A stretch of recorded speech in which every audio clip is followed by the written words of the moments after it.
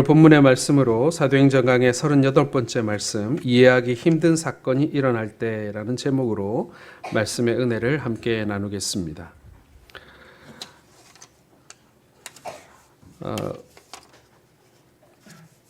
수험생을 둔 우리 부모님들이 연말이 되어지게 되면 많은 고민과 때로는 좌절을 하는 것을 매년 반복해서 보아왔습니다. 자녀들에게 기대하고 있는 기대의 어떤 정도가 있는데 자녀가 그 기대에 미치지 못할 때 부모들은 크게 낙심하고 실망하는 것을 보아왔던 것이죠. 그런데 사실 그 학생이 그 학교를 가게 되는 것은 사실 예상하지 못한 일은 아니었습니다. 왜냐하면 평소에 공부를 하는 모습 혹은 평소의 성적들을 보면 어느 정도의 학교를 가게 되리라고 우리가 다 예상을 하기 때문에 그런 것이죠. 그럼에도 불구하고 부모님들은 때로는 낙심하기도 하더라는 것입니다. 그런데 그것은 예고된 일이지만은 예상치 못한 일들이 벌어지는 것도 저는 종종 보아왔습니다. 평소에는 공부를 잘해 오던 그런 아이가 고등학교 2학년, 심지어는 고등학교 3학년이 되어서 갑작스럽게 사춘기를 타는 경우들을 적잖이 보아왔습니다. 물론 어른들은 그것을 사춘기라고 여기지만은 학생들은 공부하다가 갑자기 이제 방향을 잃어버린 것이죠. 내가 왜 이 공부를 해야 되는지, 내가 왜 이 학교를 가야 하는 것인지, 내가 뭐 하려고 여기까지 이러고 있는지, 이게 가치관의 혼란이 이렇게 발생하면서 공부에 집중하지 못하고 생활이 흐트러지는 그런 갑작스러운 일들을 맞이하는 것을 본 적이 있습니다. 그때 정말 온 가족들이 같이 고통스러워하고 힘들어하고 또 그 어려움을 헤쳐나가려고 몸부림치는 것을 여러 번 보아왔습니다. 예상치 못했던 그런 일들이 벌어지는 것이죠. 이제 코로나19가 잦아들면서 이제 여행을 다니시는 그런 분들도 많은데요. 여행도 그렇지 않습니까, 여러분? 여행도 항상 가게 되면 예상하지 못했던 일들, 예상하지 못했던 코스, 예상하지 못했던 사건들이 많이 이렇게 나타나는 것이 이 여행입니다. 해외 여행 같은 경우에 꼭 이제 단체로 가다 보면 여권 잃어버리는 사람들이 꼭 하나씩은 나오고요. 그리고 꼭 가서 보면은 배탈 나는 사람들이 꼭 한두 명씩 이렇게 나옵니다. 그리고 때로는 타고 가던 차가 고장 나는 경우도 있고요. 저는 한 번은 선교지에 간 적이 있는데 선교지에서 이동하는 중에 비가 많이 와가지고 가는 길에 도로가 끊어지고 다리가 끊어지고 이런 경우가 있었습니다. 그래서 길에 갇힌 그런 경우도 있었습니다. 그리고 어떤 경우에는 가이드가 트집을 잡는 경우들도 있더라고요. 쇼핑을 한 번 더 가자는 등 코스에는 여기가 있지만은 여기는 별로 안 좋다면서 다른 곳을 억지로 끌고 가는 경우들도 있습니다. 그리고 여러분들도 한번 좀 경험해 보셨는지 모르겠는데 꼭 여행을 가서 싸우고 오는 부부가 있습니다. 일행 중에. 부부 싸움이 이제 한 일행 중에 한 사람이 부부 싸움 일어나면 이제 아침에 분위기가 싸하죠. 그렇죠? 하루 종일 부부가 멀찍이 떨어져 가지고 이렇게 따로 다닙니다. 그러면 다른 사람들도 하루 종일 그 부부의 눈치를 보게 되는 그런 일들도 종종 있습니다.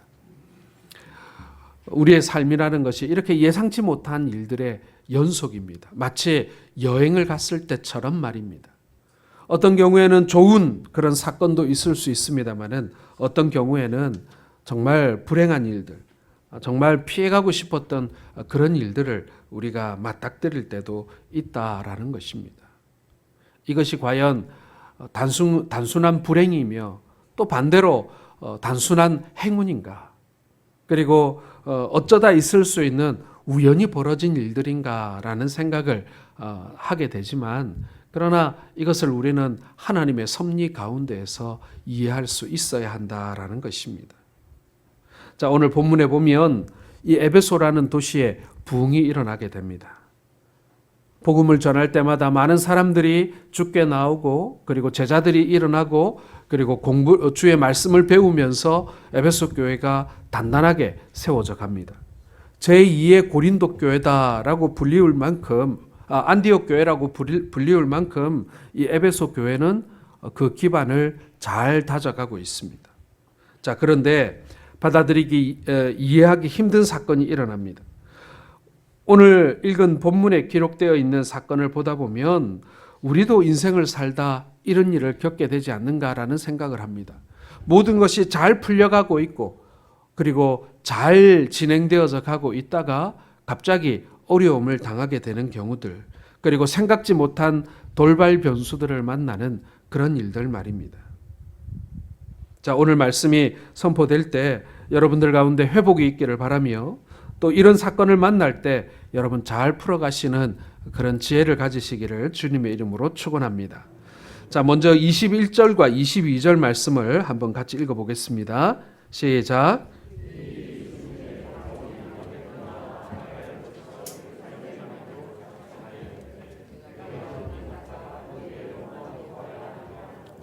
자기를 돕는 사람 중에서 디모데와 에라스도 두 사람을 마게도니아로 보내고 자기는 아시아에 얼마 동안 더 있으니라.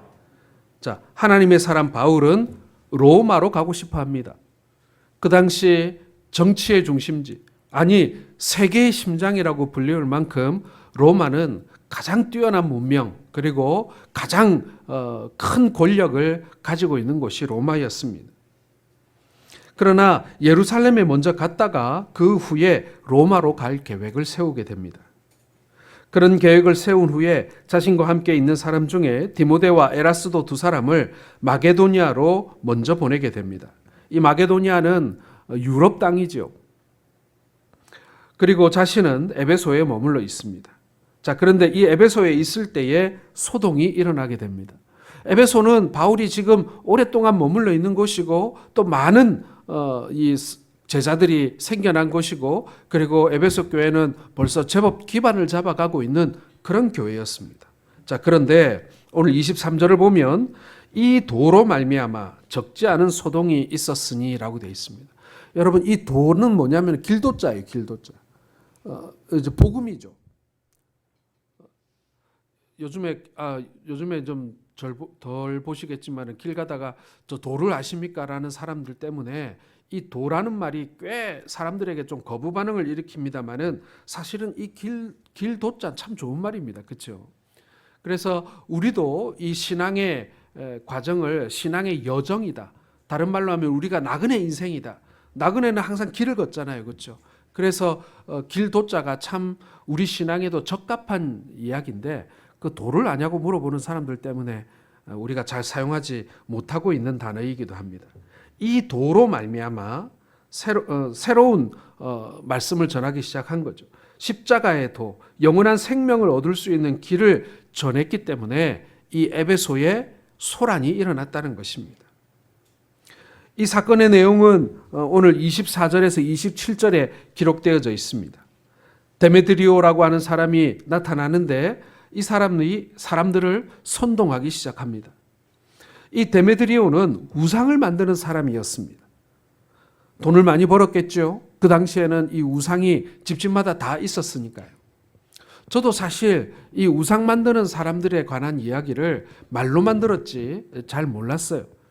그런데 제가 한 10수년 전에 인도 칼커타를 방문할 기회가 있었는데 그때 이제 구시가지를 보기 위해서 들어갔는데 그 구시가지 안에 들어가니까 그 시바 여신의 그 우상을 만드는 그런 지역이 있더라고요. 가게가 얼마나 많은지 수백 개나 되는 그 우상 만드는 가게들이 한 곳에 밀집되어져 있더라고요. 어떤 가게는 돌로 깎아 만드는 가게가 있고 어떤 가게는 이 진흙으로 흙으로 빚어가지고 이렇게 우상을 만드는 가게가 있고 또 어디를 가보면 또 뭐 나무를 깎아서 이 우상을 만드는 가게가 생긴 거는 다 비슷비슷한데 만드는 재료에 따라 기술자가 다 다르더라고요. 그런 가게가 수백 개가 한 곳에 모여 있는 것을 보았습니다. 에베소에도 그런 곳이 있었어요. 그런 우상들을 만드는 사람들이 모여서 이제 분업도 하죠. 어떤 사람은 뭐 재료를 준비하는 사람이 있고 어떤 사람은 도구를 만드는 사람이 있고 어떤 사람은 그걸 직접 깎아서 만드는 사람이 있고 하여튼 뭐 거기에 종사하는 그 사람들이 너무나 많았고 많은 사람들이 그것으로 돈을 벌었습니다. 자, 그런데 복음을 믿는 사람들이 이 에베소에 점점 많아지기 시작하니까 우상이 안 팔리기 시작하는 거예요.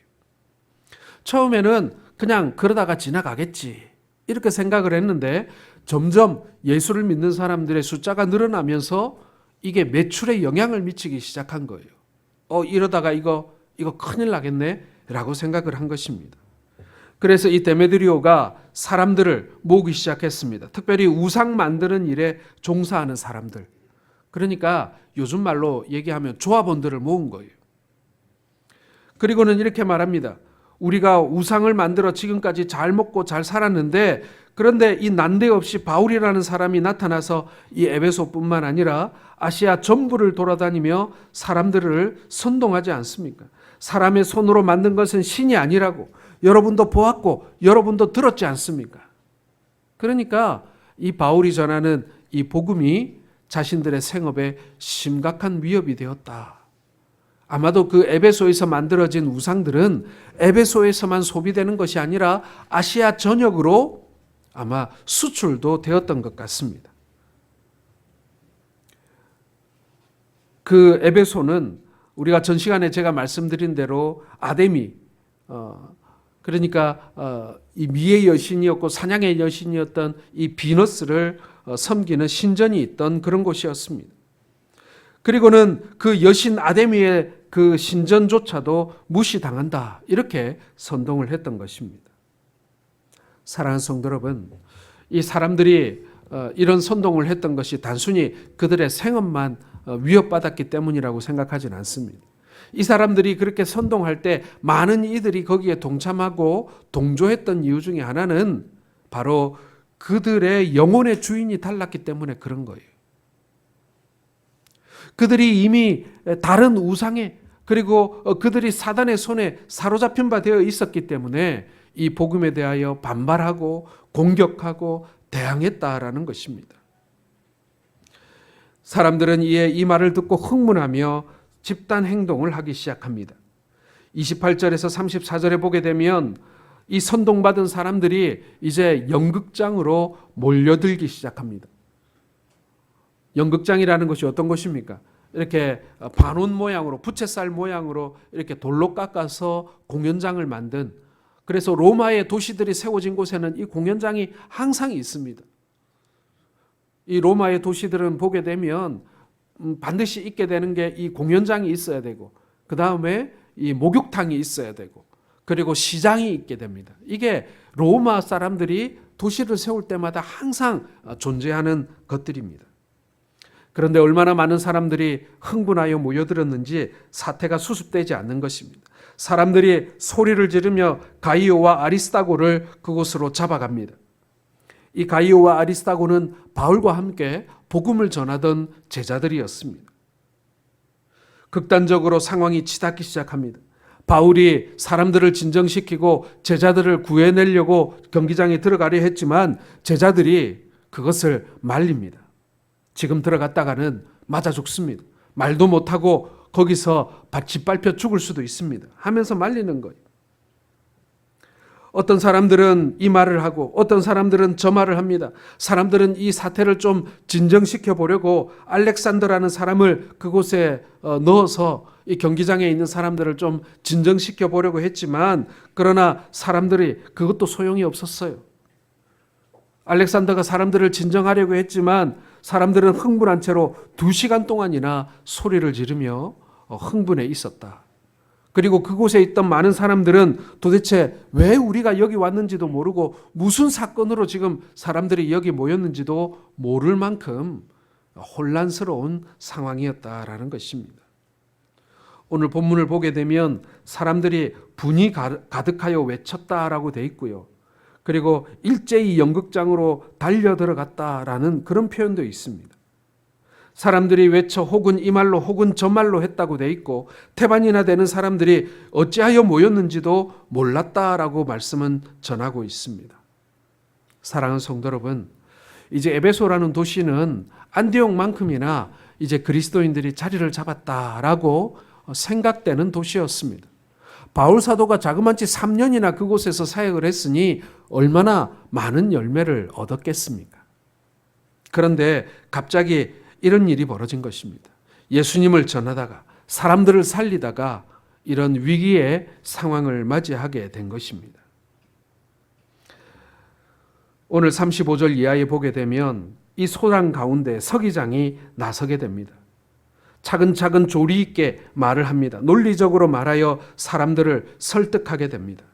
그래서 누군가 한 명 피를 보고 끝날 것 같던 그 소동이 이제 갑자기 너무나도 신기할 만큼 조용히 해결되게 되는 것이죠. 사랑하는 성도 여러분, 오늘 말씀을 보면서 제가 지금 설명을 했습니다마는 사실 우리의 인생에서도 이런 일들이, 우리의 삶 속에서도 이런 일들이 많이 일어납니다. 예상하지 못했던 일로 인하여서 정말 죽을 것 같은 그런 공경에 우리가 처하게도 되지만 막상 문제가 풀릴 때는 너무나도 쉽게, 그리고 너무나도 생각지 못한 방법으로 문제들이 해결되고 풀려가는 것을 우리가 볼 때가 있다라는 것입니다. 이런 일을 맞이하는 것도 우연이고 이렇게 일이 잘 풀리는 것도 과연 우연일까요? 어찌하다 보니까 그렇게 일이 해결된 것입니까? 사랑하는 성도 여러분, 우리는 이 사건들을 통해서 하나님이 우리에게 무엇이라 말씀하시는지, 우리가 무엇을 알아야 하는지를 함께 발견해 가기를 원합니다. 첫 번째는 여러분, 예수를 믿으며 살다 보면 우리가 예상치 못한 일을 만날 수도 있다라는 것입니다. 여러분, 우리가 신앙생활 할 때 항상 이것을 염두에 두고 있어야 돼요. 만약에 우리가 이것을 염두에 두고 있지 못하면요, 우리가 어떤 일을 만날 때마다 우리가 넘어지는 거예요. 이거 예수 믿으면 다 복만 받는다 그랬는데 왜 이런 일이 나에게 일어나나? 왜 이런 힘든 일이 내게 일어나는 것인가? 좀 뭔가 해볼 만하니 아이고 몸이 갑자기 아프고, 뭔가 좀 될성 싶으니 내 주변에 있는 누군가가 나를 애먹이기도 하고, 뭐 이런 거죠. 다른 일을 다 잘 되었는데 집에서 속을 썩히고, 뭐 이런 일들이 우리에게 일어나는 것. 사랑하는 성도 여러분, 우리에게 이런 일들이 일어날 수 있다는 것을 우리가 알면서 우리가 기도로 대처하는 것이 중요하다는 것입니다. 인생 사는 게 다 그렇고 사람 사는 게 다 그렇지, 그런 일도 있을 수 있지, 이렇게 받아들이지 마시고 우리의 인생길을 가는 동안 우리가 크고 작은 돌뿌리들을 만나게 되고 어려움을 만나게 되는데 그것을 대비하며 우리가 기도하면서 그 시간들을 우리가 지나가야 한다라는 것입니다. 우연이나 어찌하다 보니까가 아니라 하나님께서 우리에게 기도하라고, 우리에게 하나님께 좀 더 가까이 나오고 메어 달리라고, 주님께 입을 벌려 부르짖어 고백하라고 우리들에게 이러한 사건들을 주시기도 한다라는 것입니다. 받아들이기 힘든 일, 이해하기 힘든 일, 이런 일들 말입니다. 그때마다 여러분 너무 낙심하지 마시기 바랍니다. 특히 가정에서, 직장에서 힘든 일을 겪을 때에 낙심할 수 있습니다. 사람이니까 어떻게 낙심 안 합니까? 낙담할 수 있습니다. 그러나 오래 낙담하지 마시고 힘을 내시기를 바랍니다. 또한 세상을 비관하지도 마시기 바랍니다.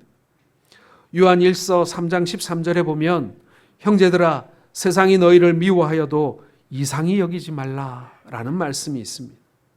우리가 복음을 전하다가 그리고 우리가 믿는 자로 살아가는 가운데 세상이 우리를 미워하고 세상이 우리를 공격하고 그럴 수 있습니다.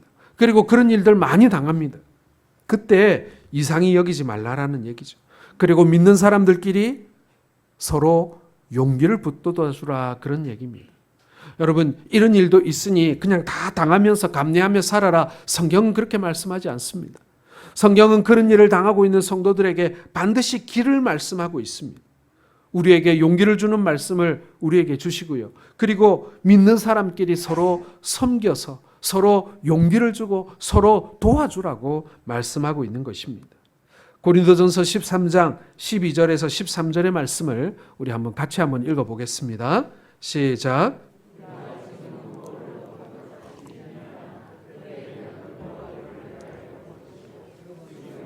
부분적으로 하나 그때에는 주께서 나를 아신 것 같이 내가 온전히 알리라. 그런즉 믿음, 소망, 사랑 이 세 가지는 항상 있을 것인데 그 중에 제일은 사랑이라. 자, 이 말씀이 무엇이겠습니까? 우리가 이 세상을 살아가며 당하는 수많은 일들이 사실은 다 불분명하다는 거예요. 인과관계가 불분명하다는 거예요. 내가 왜 이 일을 당했는지, 왜 나에게 이런 일이 일어났는지 여러분 원인을 한번 따져보셨은 적이 있습니까? 예, 원인이 분명한 경우도 있어요. 하지만 대부분의 경우에는 원인을 몰라요. 그리고 왜 수많은 사람들 중에 나에게 이런 일이 일어났는지 누가 설명해 줄 사람이 어디 있다는 말입니까? 그거 억지로 설명하려고 하면 안 돼요. 간혹 우리 성도들 중에요. 우리 성도들에게 일어나는 불행한 일에 대해서 억지로 설명하려다가 상처 주는 경우들을 많이 봤습니다. 갑자기 몸이 아파요. 그러면 사람들이 그렇게 얘기합니다. 평소에 교만하더니만. 갑자기 잘 나가던 사업이 망했어요. 아유, 없는 사람들 무시하더만. 이런 말을 하면서 그 사람에게 일어난 불행에 대해서 사람들이 뭐라고 합니까? 원인을 찾으려고 합니다. 그리고 그것을 가지고 인과응보다 이렇게 말하면서 그 불행을 위로하고 그리고 그 아픔을 함께 하기보다는 당할 게 왔다. 아니 당할 일을 당했다. 이렇게 생각하면서 그 사람을 정죄해 버립니다. 그렇지 않습니까, 여러분? 사실 교회 안에 그런 일들이 적지 않습니다. 근데 그러면 안 되는 거예요. 내가 하나님이 아닌데 우리에게 일어난 일들에 대해서 내가 마치 하나님인 것처럼 그 일의 원인과 인과관계를 내가 설명하려고 하면 안 된다라는 것입니다. 우리 성도들에게 해야 할 일은 뭐냐면요. 그 일이 왜 일어났느냐를 캐 묻는 것이 아니라 그러한 어려움 가운데 있는 형제들을 위로하는 거예요. 돕는 거예요. 용기를 북돋아 주는 것입니다. 오늘 말씀에 보면 내가 그때는 주께서 나를 아신 것 같이 내가 온전히 알리라 그렇게 말해놓고는 갑자기 그런즉 믿음, 소망, 사랑 이 세 가지는 항상 있을 것인데 그 중에 제일은 사랑이라. 왜 갑자기 뜬금없이 이 말씀이 붙어 있겠습니까? 우리가 이 세상을 살아가는 가운데 모든 것이 불분명하고 인과관계를 우리가 잘 알지 못하고 그리고 믿음을 내가 가지고 살아가지만 내가 주님을 마치 앞에 계신 것처럼 이렇게 탁 아침마다 보면서 내가 신앙생활하면 좋겠지만 지금 주님이 내 눈에 안 보이는 것 때문에 내가 곤란하고 또 혼란스럽고 내가 흔들리지만 그러나 믿음, 소망, 사랑을 얘기하고 계신다. 이건요 바로 우리에게 이렇게 불분명한 가운데 희미한 가운데 인과관계가 불분명한 일들을 맞이하는 우리의 인생을 살아가는 가운데 이 믿음과 소망과 사랑을 결코 놓지 말아야 한다. 이거 우리가 붙들고 살아야 된다. 그래야 우리가 갑작스러운 일을 당했을 때 우리가 믿음으로 넘어설 수 있다라고 우리에게 말해주고 있는 것입니다. 사랑하는 성도 여러분, 우리가 예상치 못한 일을 맞이할 때 그때도 주님을 신뢰하시는 여러분들 되시길 바랍니다. 굳이 과거를 떠올리면서 인과관계를 여러분 너무 따지지 마세요. 그 아무 소용 없습니다. 문제는 이제 앞으로 우리가 어떻게 이것을 이겨나가느냐가 중요하지 내가 이것 때문에 이런 일을 당했나? 내가 저것 때문에 이런 일을 당했나? 물론 죄가 생각나면 회개도 해야 되겠죠. 하지만은 굳이 그 원인을 따져서 후회하고 한숨 쉬고 그럴 필요 없다는 거예요. 믿음으로 앞으로 나아가시는 여러분들 되시기를 주의 이름으로 축원합니다. 그때 여러분 우리가 그런 예상치 못한 일을 맞이했을 때 그러면 이제 우리가 어떻게 해야 되는가? 바로 하나님을 신뢰하시기 바랍니다. 하나님은 알고 계신다라는 거예요. 예, 우리는 몰라요. 우리는 죽었다 깨어나도 이 일의 인과관계에 대해서 우리는 모를 수밖에 없는 존재입니다. 그러나 누구는 아신다고요? 하나님은 아십니다. 그래서 그 문제의 해법도 하나님이 알고 계십니다. 그 하나님을 신뢰하시길 바랍니다. 그리고 성도에게 일어나는 일들은요, 하나님께서 우리를 망하게 하기 위해서 우리에게 주신 일들이 아니에요. 우리에게 유익함을 주시기 위해서 우리에게 잠시 동안의 시련과 시험을 허락하시는 것입니다. 그 하나님을 신뢰하시길 바랍니다. 하나님은 항상 여러분들을 보고 계십니다. 하나님은 계속해서 바울과 바울의 일행들을 보고 계셨습니다. 에베소 교회를 보고 계셨어요. 처음부터 끝까지 한시도 눈을 떼지 않고 바라보고 계셨습니다. 자, 시편 139편 1절에서 10절 말씀, 우리가 좀 긴 말씀이지만 한번 같이 읽어보겠습니다. 시작. 여호와께서 주께서 나를 살펴보셨으므로 나를 아시나이다. 주께서 나의 앉고 일어섬을 아시고 멀리서도 나의 생각을 밝히 아시오며 나의 모든 길과 내가 눕는 것을 살펴보셨으므로 나의 모든 행위를 익히 아시오니 여호와여 내 혀의 말을 알지 못하시는 것이 하나도 없으시니이다. 주께서 나의 앞뒤를 둘러싸시고 내게 안수하셨나이다. 이 지식이 내게 너무 기이하니 높아서 내가 능히 미치지 못하나이다. 내가 주의 영을 떠나 어디로 가며 주의 앞에서 어디로 피하리이까. 내가 하늘에 올라갈지라도 거기 계시며 수월에 내 자리를 펼지라도 거기 계시니이다. 내가 새벽 날개를 치며 바다 끝에 가서 거주할지라도 거기서도 주의 손이 나를 인도하시며 주의 오른손이 나를 붙드시리이다. 아멘. 예.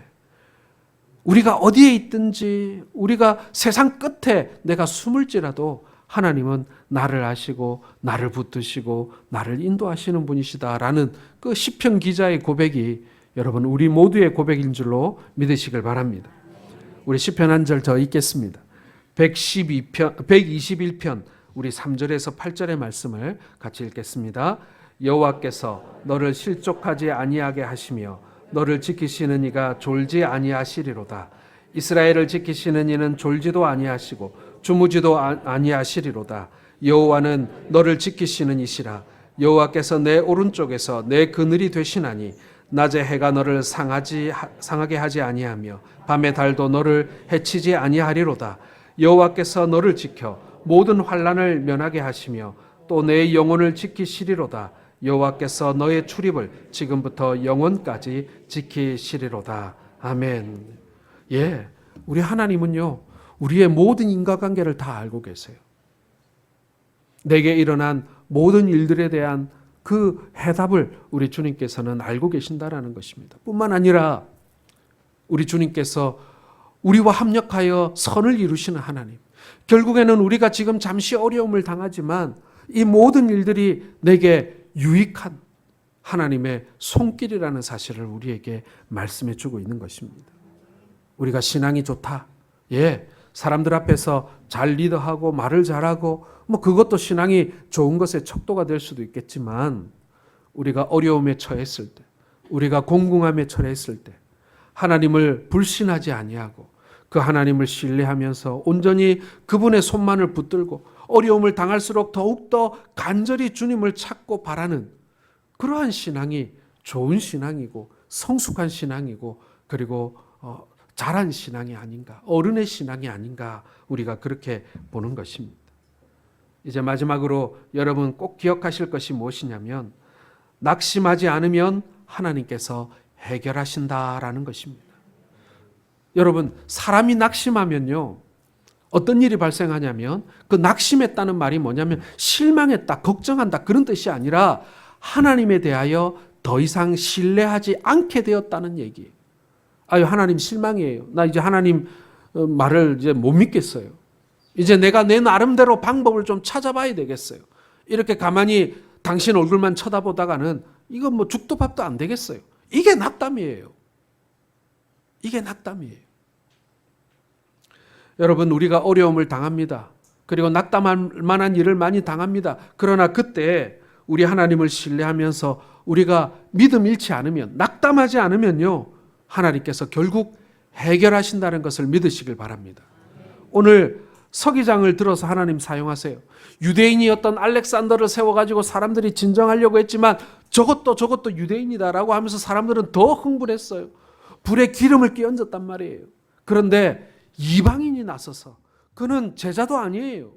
그는 복음을 믿는 사람도 아니었습니다. 에베소 교인이 아니었습니다. 그럼에도 불구하고 하나님께서는 이 불신자 서기장을 세워서 마치 이 불길처럼 막 흥분해서 지금 끓어오르는, 그래서 이 사람들이 지금 무슨 짓을 저지를지 모르는, 그 자리에서 사람 몇 줌은 단박에 때려 죽일 것 같은 그런 위험한 상황을 하나님께서는 정말 아무 일도 없는 일처럼 그렇게 해결해 버리신다라는 것을 우리는 알 수가 있습니다.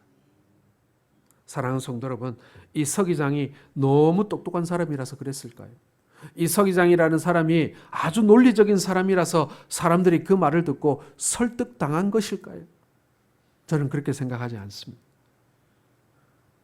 예수님께서 말씀을 전했는데 사람들이 예수님이 불경하다고 마을에 있는 높은 절벽으로 데려가서 예수님을 떠밀어 죽이려고 했어요. 그때 예수님께서 사람들을 바라보면서 유유히 사람들 사이를 걸어서 그 자리를 빠져나오십니다. 예수님이 사람들을 설득했다는 내용이 나오지 않아요. 예수님이 사람들에게 뛰어난 논리로 설교를 잘해서 사람들의 흥분을 가라앉혔다, 이런 내용이 나오지 않아요.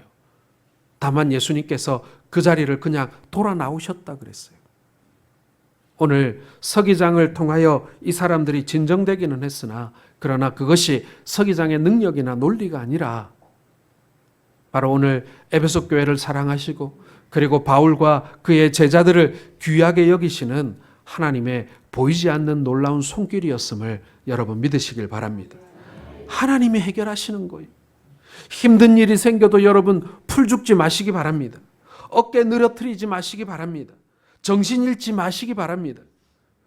생각하지도 않았던 일이 툭 터지면 힘이 빠집니다. 그래도 여러분이 하는 일을 쉬지 말고 용기 내어 그것을 감당하시기 바랍니다.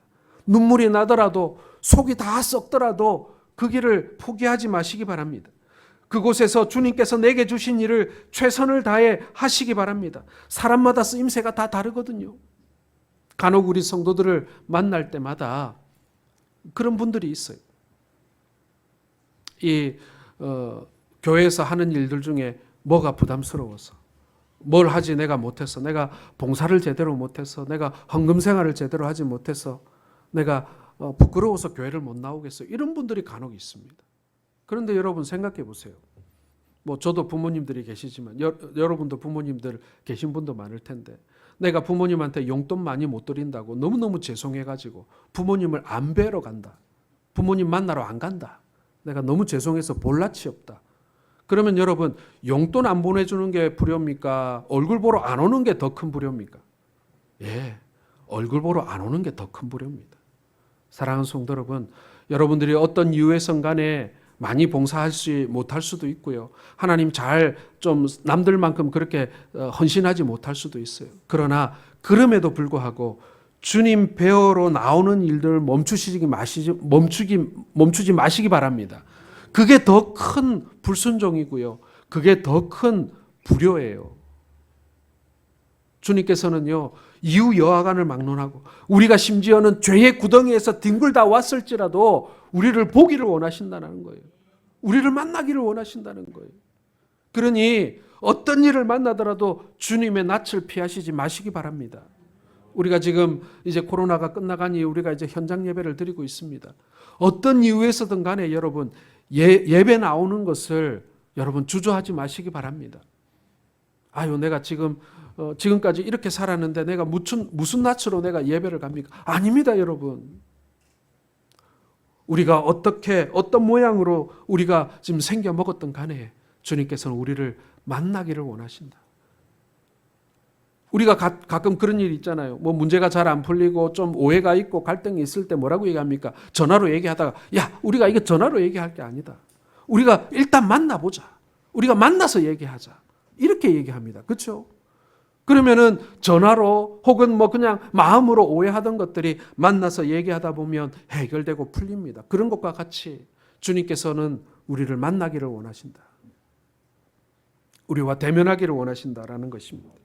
사랑하는 성도 여러분, 하나님께서 반드시 해결하실 것입니다.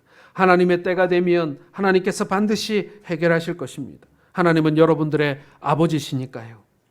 육신의 아버지는 때로 우리를 실망시킬 수 있지만 하나님 아버지는 우리를 끝까지 책임지는 분이심을 믿으시길 바랍니다.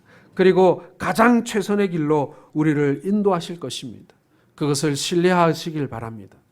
이것이 여러분 우리가 갑작스러운 일, 어려운 일, 예상치 못한 일을 만났을 때 우리가 이 고비를 넘어가는 길인 것입니다. 하나님을 신뢰합니다. 하나님은 다 알고 계시니까요.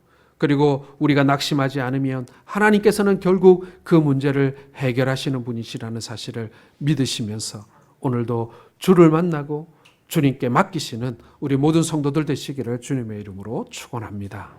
기도하겠습니다.